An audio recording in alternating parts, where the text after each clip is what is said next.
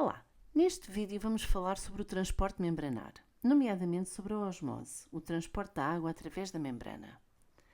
Eu sou a Telma Rodrigues, sou professora de Biologia e Geologia e vou tentar ajudar.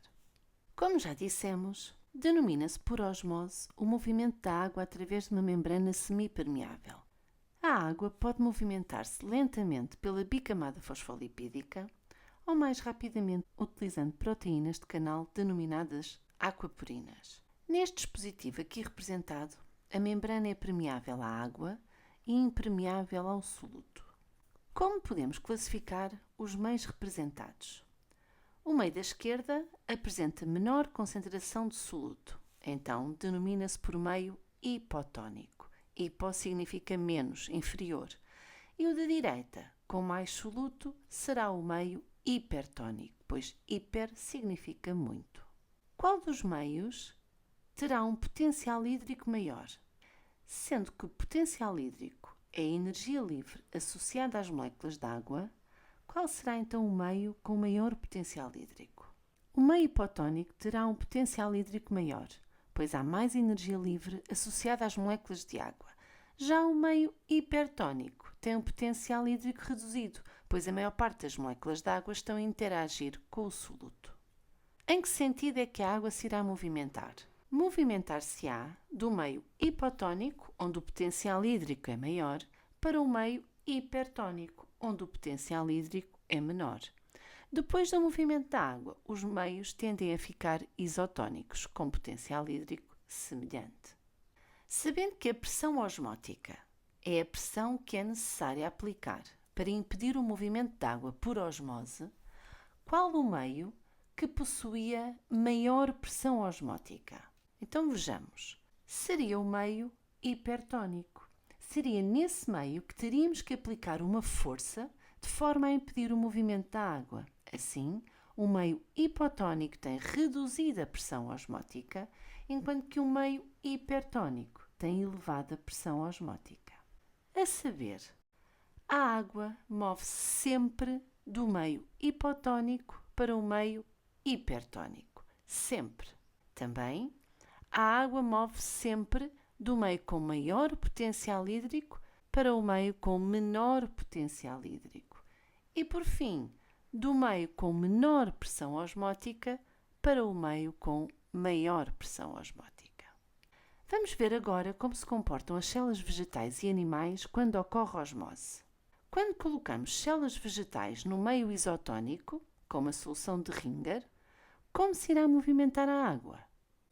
O fluxo de água que entra será semelhante ao fluxo de água que sai, apresentando às células o seu aspecto normal. Se colocarmos células vegetais no meio extracelular hipertónico, como uma solução saturada de NaCl, como se irá movimentar a água?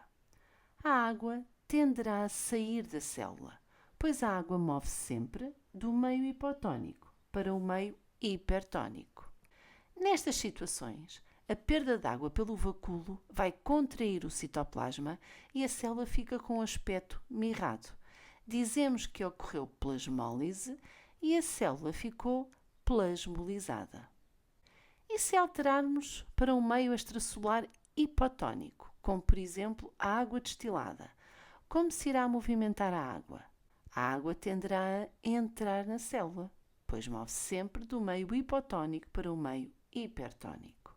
Nestas situações, o vacúolo acumula grandes quantidades de água, dizemos que ocorreu turgescência e a célula ficou túrgida. A célula irá exercer uma pressão de turgescência contra a parede celular da célula. Neste vídeo, podemos observar células de sardinheira em que se mudou o meio de montagem para uma solução concentrada de NaCl a 12%. Podemos ver que as células começam a ficar plasmolizadas. Há uma retração do citoplasma. Nesta situação, alterou-se o meio de montagem para água destilada e é visível um aumento do tamanho dos vacúolos, há uma expansão do citoplasma das células, ficando as células túrgidas. Agora, nas células animais, será que existe alguma diferença? Quando colocamos células animais, como os glóbulos vermelhos, no meio isotónico, como o soro fisiológico, como se irá movimentar a água? O fluxo de água que entra será semelhante ao fluxo de água que sai. Mas se colocarmos as hemácias num meio extracelular hipertónico, como uma solução saturada de NaCl, como se irá movimentar a água? A água tenderá a sair da célula, pois a água move sempre do meio hipotónico para o meio hipertónico. Nesta situação, as hemácias ficam plasmolizadas. Se alterarmos para um meio extracelular hipotónico, como por exemplo a água destilada, como se irá movimentar a água? A água tenderá a entrar na célula, pois a água move sempre do meio hipotónico para o meio hipertónico. Nesta situação, as células aumentaram de volume e ficaram túrgidas. Pode chegar mesmo a ocorrer lise celular. As hemácias aumentam de tal forma que podem rebentar, chamando a este fenómeno de hemólise. Nesta imagem ao microscópio, conseguimos ver as hemácias numa solução hipertónica apresentando-se plasmolizadas. Nesta situação, temos aqui as hemácias no meio hipotónico, em água destilada, em que as células se apresentam túrgidas. Em certas situações pode ocorrer mesmo hemólise, como vemos nesta célula que está aqui assinalada, que a certo ponto fica simplesmente uma auréola, como uma célula fantasma, depois de ocorrer a hemólise, o rebentamento da célula. Por que é que as células animais podem rebentar quando ficam túrgidas e as vegetais não? Qual a principal razão para o diferente comportamento das células vegetais e animais quando ocorre turescência?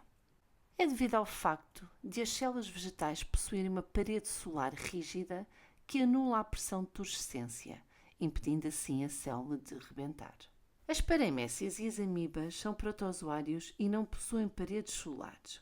Então, possuem estruturas especializadas chamadas vacúolos contráteis que ajudam a regular a quantidade de água no interior da célula. Um vacúolo contrátil coleta o excesso de água da célula e bombeia para fora, evitando que a célula se rompa quando esta se encontra no meio hipotónico. Podemos então concluir que a osmose é um transporte passivo, pois ocorre a favor de um gradiente de concentração da água, mas se formos considerar o soluto, podemos dizer que a água se movimenta contra o gradiente de concentração do soluto, pois, como já vimos, a água movimenta sempre do meio hipotónico, com menos soluto, para o meio hipertónico, com mais soluto. Vimos ainda que é um transporte mediado e não mediado, porque pode envolver proteínas transportadoras, as aquaporinas, e pode atravessar a bicamada fosfolipídica. Ficou percebido? Espero que sim.